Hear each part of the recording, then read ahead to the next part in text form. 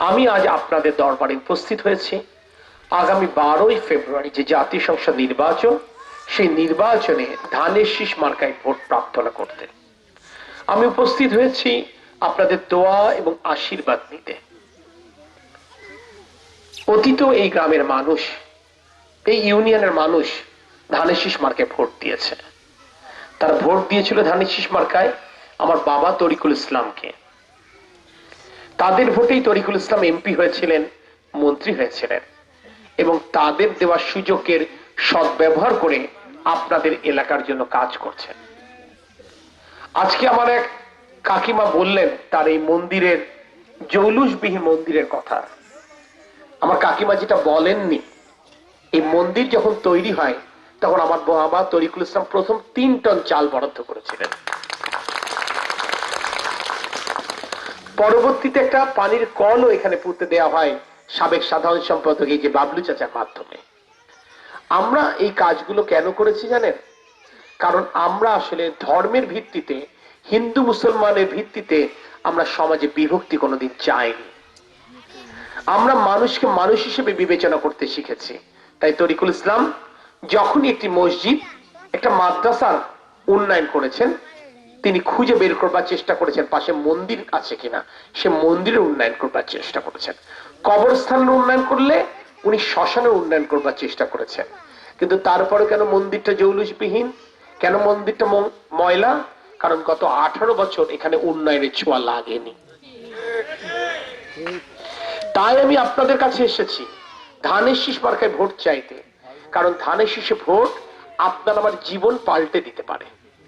ধানের শীষের ভোট আপনার আমার এলাকার উন্নয়নের চাবিকাঠি, যেটি তরিকুল ইসলাম, যেটি বেগম খালেদা জিয়া, যেটি জিয়াউর রহমান অতীতে বারবার দেখিয়েছে। এই গ্রামের, এই ইউনিয়নের রাস্তাঘাট, স্কুল, কলেজ, মসজিদ, মাদ্রাসা, মন্দির, কবরস্থান এবং শ্মশানের সাথে তরিকুল ইসলামের নামটা জড়িয়ে আছে। কোনো না কোনো ভাবে এই প্রতিষ্ঠানগুলো তৈরির পেছনে তার একটি ভূমিকা রয়েছে। আজকে গ্রামে বিদ্যুৎ পৌঁছেছে, শহর এবং গ্রামের ব্যবধান ঘুচে গেছে। এই বিদ্যুৎটা কে দিয়েছে? বিদ্যুৎটাও তরিকুল ইসলামই ঘরে পৌঁছে দিয়েছিলেন। তরিকুল ইসলাম পেরেছিলেন কেন? আপনারা ধানের শীষ মার্কায় ভোট দিয়েছিলেন। ধানের শীষে ভোট দেওয়াতে তরিকুল ইসলাম যেমন এমপি হয়েছেন, বেগম খালেদা যে প্রধানমন্ত্রী হয়েছেন, জিয়াউর রহমান রাষ্ট্রপতি হয়েছেন। তাই সরকার বিএনপির গঠন হয়েছে। বিএনপি সরকার তরিকুল ইসলামকে কাশিমপুরের মানুষের জন্য, দৌলদীর মানুষের জন্য কাজ করবার ক্ষেত্রে সমর্থন দিয়েছে। কেন দিয়েছে? কারণ তারা জানে দৌলতপুরের মানুষ তো, দৌলদীর মানুষ তো ভোট দেয় ধানের শীষে, কাশিমপুরের মানুষ তো ভোট দেয় ধানের শীষে। তরিকুল ইসলামের জবাবদিহিতা আছে না মানুষের কাছে। আপনার কাছে ভোট নেব, ভোট নিয়ে যদি কাজ না করি তখন আমি কোন মুখ দেখে আপনার সামনে দাঁড়াবো? আমি তো রাজনীতি করি, রাজনীতি করি তো মানুষের জন্য।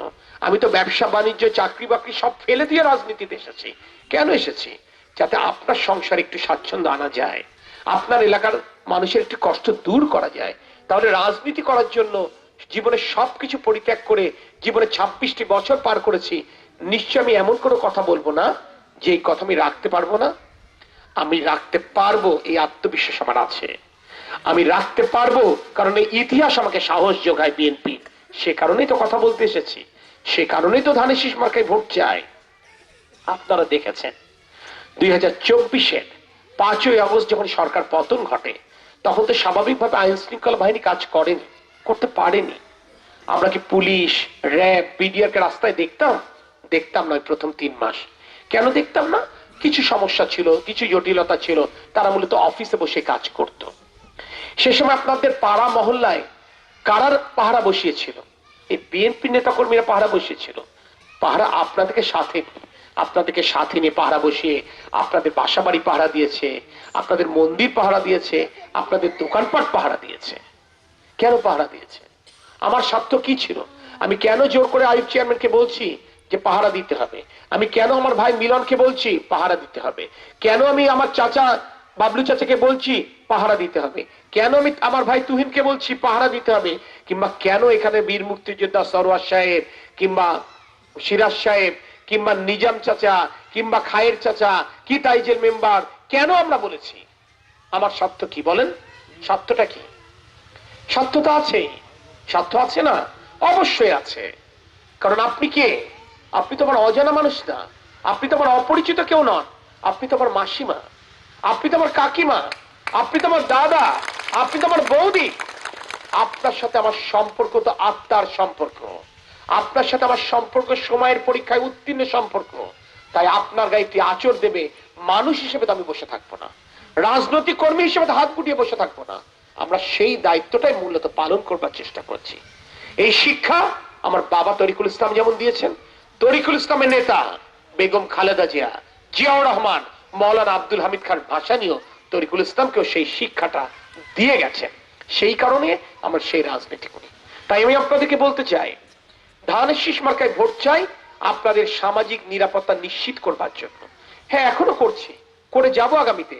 কিন্তু আপনি বুঝবেন, সরকারে যদি যাওয়া যায়, সরকারের অংশ যদি হওয়া যায়, তাহলে কাজ করা সহজ হয়। এখন আমি আমার কর্মীদেরকে দিয়ে কাজ করাচ্ছি, তখন প্রশাসনকে দিয়ে আমি কাজ করাতে পারবো। তাতে কি হবে? আপনাদের মধ্যে যদি একটু হলেও সংখ্যা থেকে থাকে, সেই সংখ্যা স্থায়ীভাবে আমরা দূর করে দিতে পারবো।